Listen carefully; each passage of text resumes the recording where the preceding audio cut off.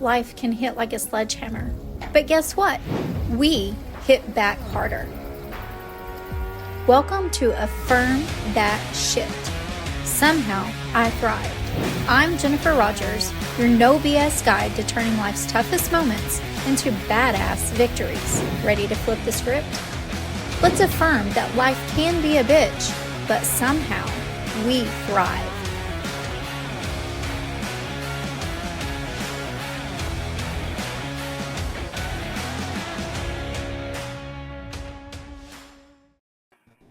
Hello, hello, hello. Welcome to this week's episode of Affirm That Sh. And do we have a guest for you today? Today we'll be talking with Bekah Slider. And I don't want to give away her story, but I have a question for you. If you could take your mask off and be the true, authentic you, would you be brave enough to do it? Would you be brave enough to deconstruct everything your family, your community, and society has placed on you to tell you what you should and shouldn't do? Would you remove that should coat and say, to hell with this is who I am? That is who Bekah Slider is, and that's who you're going to meet today. But before we bring her on, let's start with our affirmations. If you're in a place, in a space where you can sit in a moment of quiet, I invite you to do so. If you're not quite there, save this episode, come back, and join us. When you're ready, I want you to take a deep breath in. Hold and let it out. Repeat after me. I don't ask for permission. I unapologetically take up space as I was born to. I don't ask for permission. I unapologetically take up space as I was born to. I don't ask for permission. I unapologetically take up space as I was born to. I turned their glass cage into a mirror that reflects my fullest truth to the world. I turned their glass cage into a mirror that reflects my fullest truth to the world. I turned their glass cage into a mirror that reflects my fullest truth to the world. I alchemized shame and fear into unconditional love, pleasure, and my fullest expression.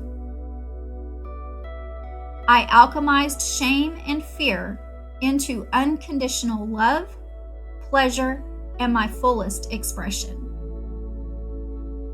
I alchemized shame and fear into unconditional love, pleasure, and my fullest expression.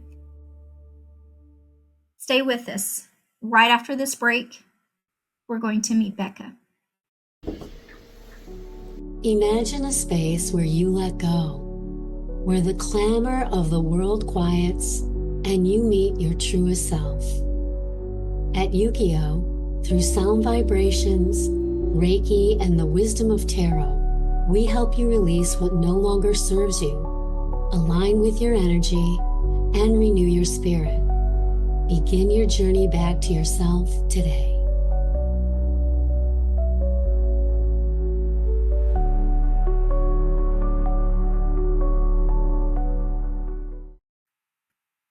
Hey there, Bekah. Hey, thanks for having me, Jennifer. You are welcome. Thanks for joining us. I cannot tell you how long I've waited for this interview. It is so exciting for this day to finally be here because you are the picture of the guest that I had in mind when rolling out this Affirm That Sh podcast. Wow. Yeah, girl, your story I know is going to blow everybody away today. And for all of us that, we've lived under the mask and the I should follow this, or I'm following the plan, or I'm doing this. And we've all had that thought of, this isn't me. This isn't what I want to do. I want to take it off. Only you were fucking brave enough to do it. And so with that, I want you to lead us right into who you are and how you got to be who you are today. Thanks. Yeah. So who I am, I'm a confidence coach and I'm a speaker. Um, and then I also dabble in OnlyFans. So the storyline though that really gets people is that I was a pastor for many years. I grew up in a conservative Christian home, and I was raised. It was very like authoritarian, patriarchal, right? The typical like this is how it works. This is how men operate. This is how women operate. This is what the Bible says is true. This is what you do. It was very rule based. And it felt so restrictive to me. Even at a young age, I felt just like suffocated. And I didn't feel like I wanted crazy things. I just wanted like a fun social life. I just wanted to hang out with friends. I wanted to do things that, in my opinion, I saw normal kids doing. And that was never really acceptable. And I remember from a young age asking why, like why this and why that? And I don't understand this and why, just can you help me understand why? And nothing was ever given.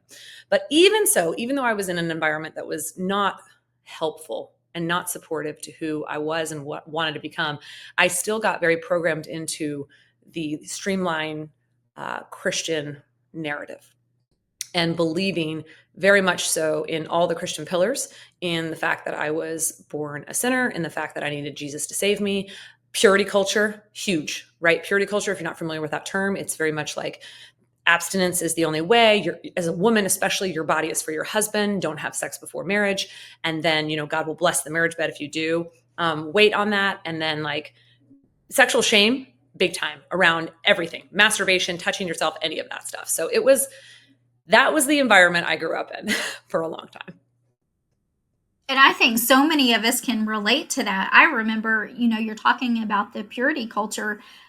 Even in high school, girls would have like virginity rings or virgin rings or promise rings, whatever they were. And it was just like, we even had someone come to our local school that says virginity rocks. So yeah, you're right. It's everywhere. Yes, it was everywhere, and it really took off in the 80s and 90s and the early 2000s, where that was being programmed in. Evangelicalism like took off, and that's where it really got prominent. And it went into our schools, right? Like even like you just said, it was crazy.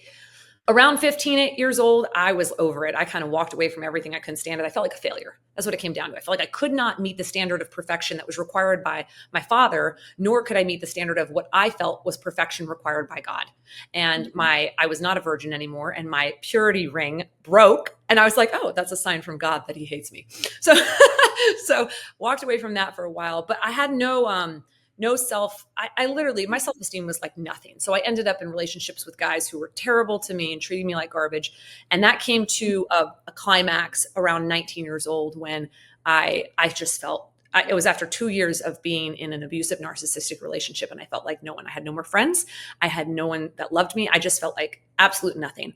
And I ended up coming back into the church at that point, because I felt like surely there's something safe here for me. There's something that can give me some sense of being loved, of being worthy. Lo and behold, right after that, I met the guy who I ended up marrying. And he was a good man. He was in the Navy, but he decided very quickly he wanted to get out of the Navy. And also, side note, the reason I got married to him so quickly at 21 years old was because we were having sex.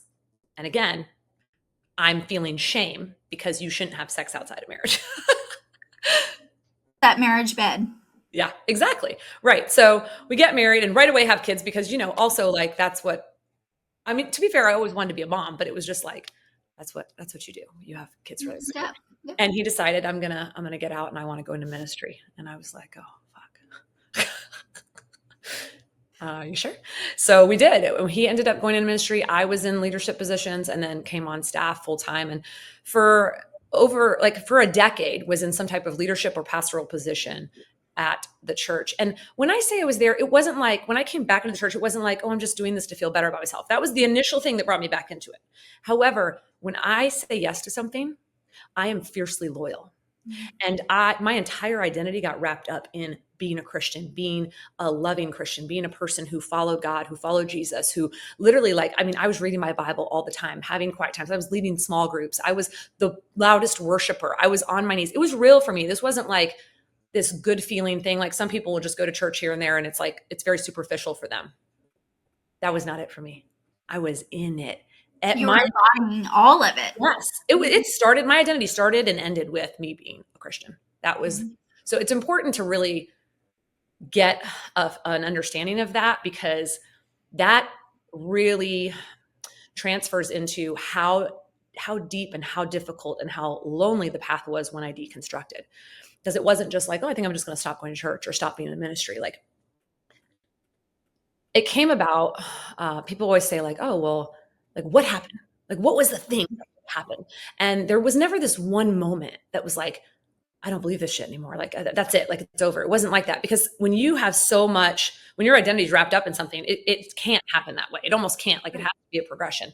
And what happened was starting to see a lot of toxic things in the church itself, in the way things were handled, spiritual manipulation, spiritual abuse, and then giving myself permission to start asking really hard questions. Like, why do I actually believe this?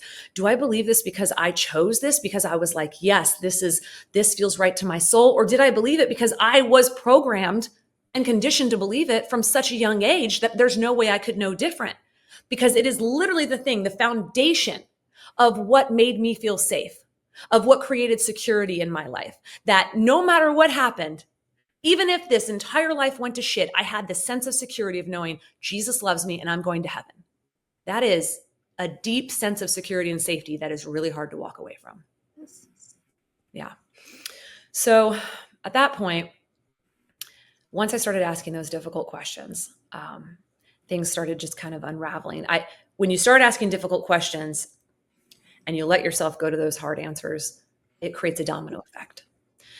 And so now you're starting to ask even harder questions and you're wrestling. And what came next was me stepping down from ministry first, then walking away from the church completely. And then the hardest part of all of it was deconstructing all of the pillars of faith that I believed and deciding that I could no longer subscribe to Christianity. I could no longer subscribe to it, because what came about and what I saw and what I couldn't unsee anymore was the fact that it was all of these beliefs. They were actual fear-based beliefs. They were actually founded in fear, masked in love. And that was devastating. That's like the best way to put it, like devastating to realize that, because everything about my life was built on it. So I wasn't just walking away from church and religion. I was walking away from who I knew myself to be, and I didn't know myself apart from this. So now I'm getting into a place where I don't even know who the fuck I am without it. And it felt like ripping layers of flesh off myself. And you've got all of this going on personally with me at the same time in massive isolation, because over here, I've lost my community. I didn't like jump ship to another ship. There was no ship. I jumped into the ocean with no lifeboat. I had no one and I had nowhere to go. And I had people walk out of my life very quietly, but quickly. And I was left with just me. And at this time, I'm still married. And at this time, my husband was also starting to question things, but I think a lot of that was probably more because I was too. He started his own deconstruction journey, and I think he's kind of landed it in his own space at this point. But it was absolutely devastating. Once it took me about a year of crying and loneliness and feeling like I didn't know where I was going to land. Like, what am I going to believe if I don't believe this? And then the biggest thing, believing on a daily basis, if I'm wrong, I'm going to hell. Because hell was not this like imaginary thing like it is for a lot of people. Like, it was real as fuck to me. Like, it was real. I'm again in an evangelical church. The whole point is like, oh, like tell other people that Jesus loves them, help them see him, get saved by them so they don't have to go to hell, right? Like, that's the whole thing. Of course, hell is real. And having to unravel that and think like, I'm fucked. If I'm wrong, I'm fucked. That was outrageously painful and outrageously scary. But at the end of that, I ended up landing in a place that felt so peace-filled and so driven by love, which is wild, right? Because again, Christianity is like peace-filled, driven by love. And I've had several people reach out and be like, you can't have peace if you don't have Jesus, all these things. Very close-minded thoughts. But I was able to start detaching from shame and fear in ways I didn't even know I had ingrained them into my being, right? So that leads into now I'm questioning and deconstructing marriage. Like, do I feel like aligned with this person? Right? No, he's not some abusive asshole, but like, do I feel like this is still aligned, or am I just deciding I've put marriage, as religion and government and society and culture does, on a pedestal to say, oh, this is the top thing that you want to gain in this life. Like, this is it. Like, people always say like, oh, I'd like to be married and I've never been married. And it's like, we have this idea, and I'm not saying it's a bad thing in general. I'm just simply saying we put it on the pedestal above the individual. We decide that this covenant, this thing is more important than the individual. And that can be so damning for so many people, especially women who oftentimes sacrifice their career, sacrifice everything, the jobs they could have or the money they could make in order to be a mom, and then don't have a resume, and then they can't get out. They can't get out, even if they wanted to. So I started deconstructing that and realizing this isn't what I want. And we've grown apart. We've grown so differently. We're in two different places. And that was a really painful thing to decide. And to know that you're going to be judged because people are looking at you and they're like, what the fuck is wrong with you? You have, like, he's a good man. Like, you're insane. Why would you do that? And then I have children. I have 3 children. So then they're going to experience, right, the people would say like trauma of a divorce. Ironically, I don't think divorce is the thing that's traumatizing to kids. I think it's how it's handled. Right. I think it's how the individuals operate and act. I think there's a way to do it in a way that's to say like, hey, this chapter has come, this chapter is over, and it's okay. Like, it's okay that it was a chapter, that it was a season, that it was a time frame. Like, why is that a bad thing? Why does that have so much stigma around it? Right? So again, just questioning all the ways we are culturally programmed to believe about marriage, things. So then came, well, and this was already coming throughout this whole time, was my sexuality. So again, we talk back about purity culture, right? And this idea that like, okay, well, I was programmed into all this. I already knew I was like a highly sexual being. Like, I really enjoyed sex and sexuality for a long time. But then, and then also that I was bisexual. I knew that at like age 17. But then you come into the Christian community, it's like, that's not acceptable. That's sinful. So you just decide like, okay, well, I'm going to put that in a box.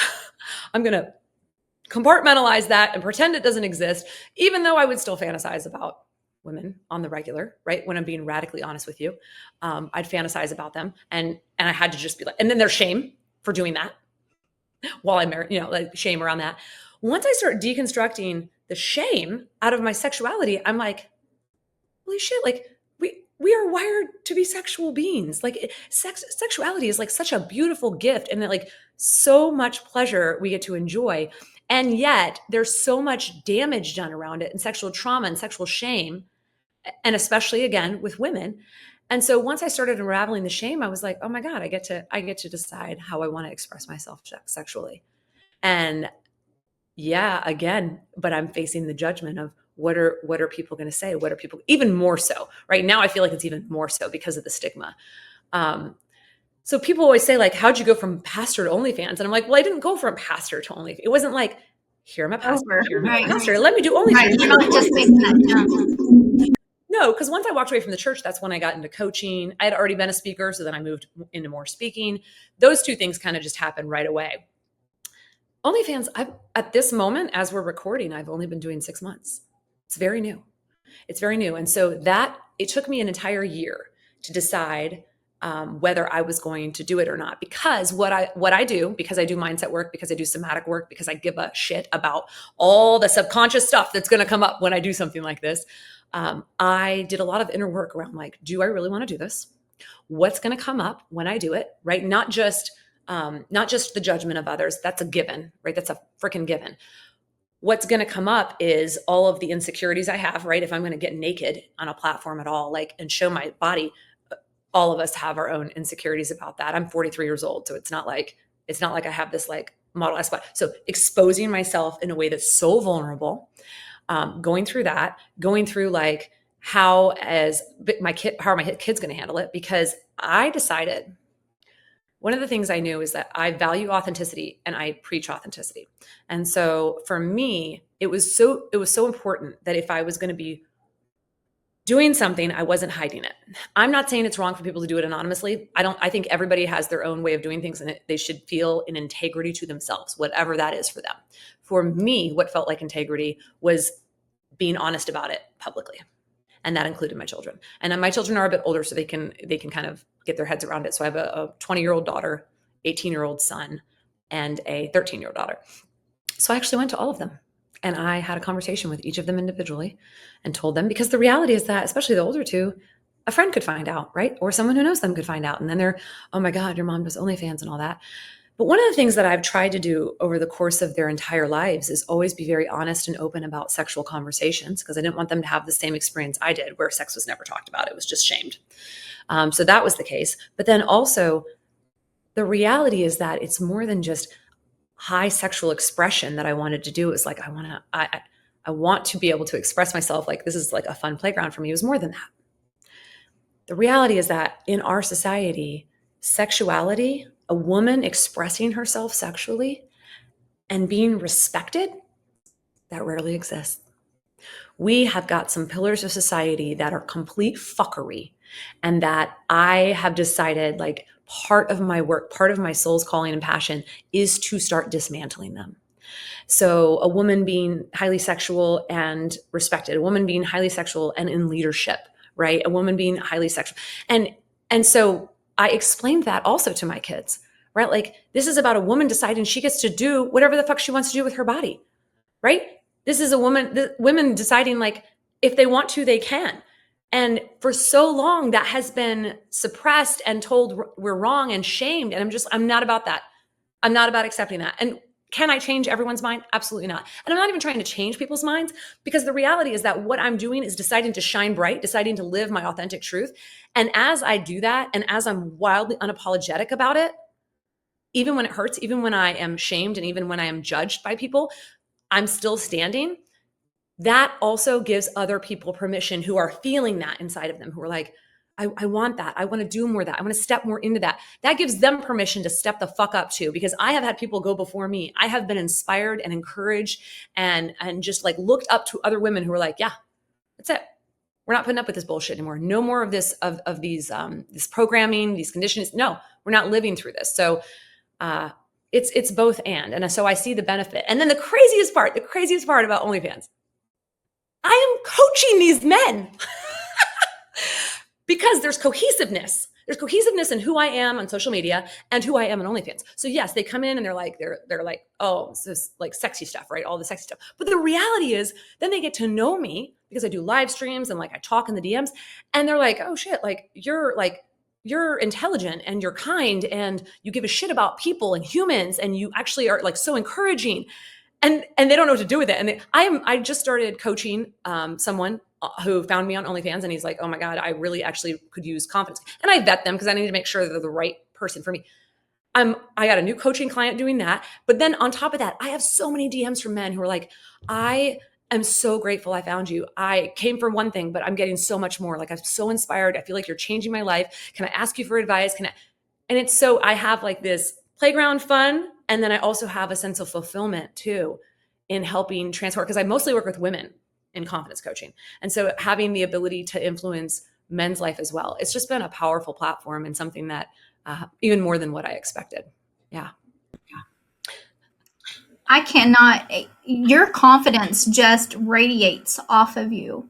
And I love that you own that and that you're there for men and women, because there are so many people still today that are wearing that mask of shame. And that, well, if anybody finds out, if anybody knew that I felt this way, or, you're talking about being bisexual, if anybody knew that I was attracted to the same sex, there is so much guilt around that.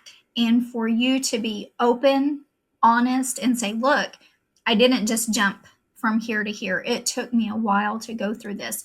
But having those honest conversations first with yourself is where it needs to take place. Because if you cannot be honest with yourself, there's no way you can be honest with anybody else around who you're trying to be.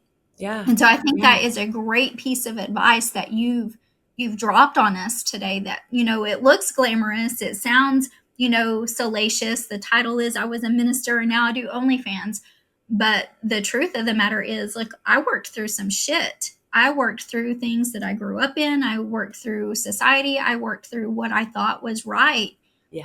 Only to feel this rub that that's not who I am. And it makes you wonder how many people in life want to be you. They want to have that courage. They want to have that. And I know that they're listening to us today. I know that they're going to see you and they're going to be like, oh my gosh, that's the person I need in my life. Just like these men coming to you and saying this. So, Bekah, with that, those that are listening, those that are viewing, they want to make that connection with you. How can they do that? Yeah. So they can either find me on social, Facebook or Instagram are the easiest routes.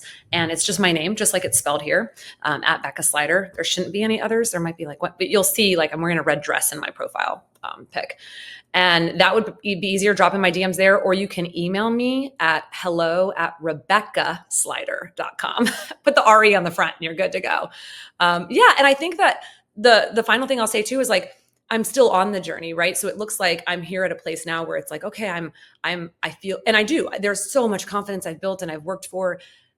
Here's the thing. I'm still going through it. Last Thursday, I had my sister, the only family member who I still am close to, who I have walked with and who deconstructed as well, and who's known me the best, write me an email. Literally the most painful, unkind, mean, hateful thing I've ever received, telling me she's ending our relationship and making up all these loads of little lies and painting me as this terrible villain and ending it and not even giving me specific reasons why. So like when I say I've lost, you have to be ready to start losing things. And I don't say that to scare anyone. I say that to be very honest with the reality of what you're up against. But also I will say this, anything that I have lost has always left me with space to bring something new and beautiful in that I didn't even know I needed. And so even though like literally you got me interviewing me on a day that I'm still like grieving, like I've been in so much pain, I never thought I would lose her. And I never thought it would happen that way. And yet there's still a part of my soul that is like, and this is what you came here for. Everything that's been in your past, they couldn't go forward with you. You are here and you're committed so much to your evolving. People can't stay with you, right? Like it's a whole new realm of life, of experience, of reality that I'm creating. And people who have known me for who I was, they're not okay with it. It doesn't feel good to them. And I have to be willing to let that go. So I just want to encourage people, like, even though like the road is not easy, I will never look back with regret.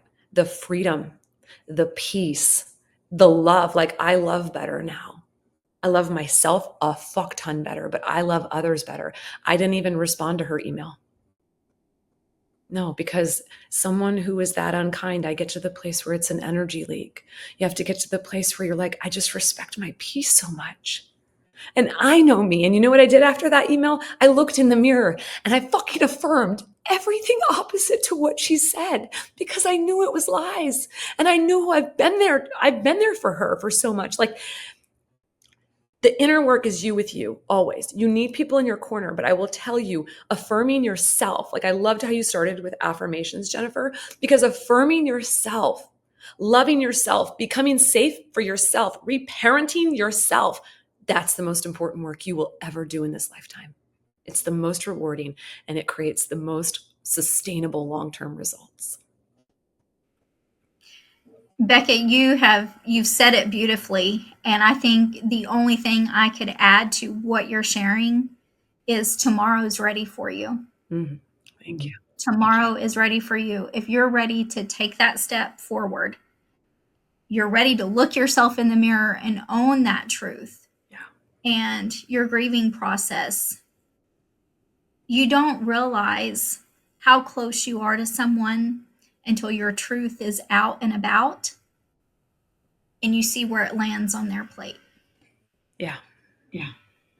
And I'm so proud of you for not wearing what that email said, for you taking it and saying, you know what, that's not me, and I'm not going to be that. Yeah. Thank you. So thank you for sharing that very personal, raw, and real thing that just happened to you. I want to tell you thank you one more time for joining us today, for showing up as you, for leading us through your small 30 minutes that we've had together, but that journey of shit. And again, it's somehow I thrived. And you're right, the journey's never over. You're still going. You're still pushing forward. You're going to keep thriving as you make your way ahead. But again, tomorrow's ready for you. I love that. Thank you. Tomorrow is ready for you. You just took another step towards owning your story and thriving against all odds. This is Affirm That Shit. Somehow I thrived. If you're ready to keep kicking ass, subscribe now and let's keep breaking barriers together. Remember, life's a battle, but somehow you'll thrive.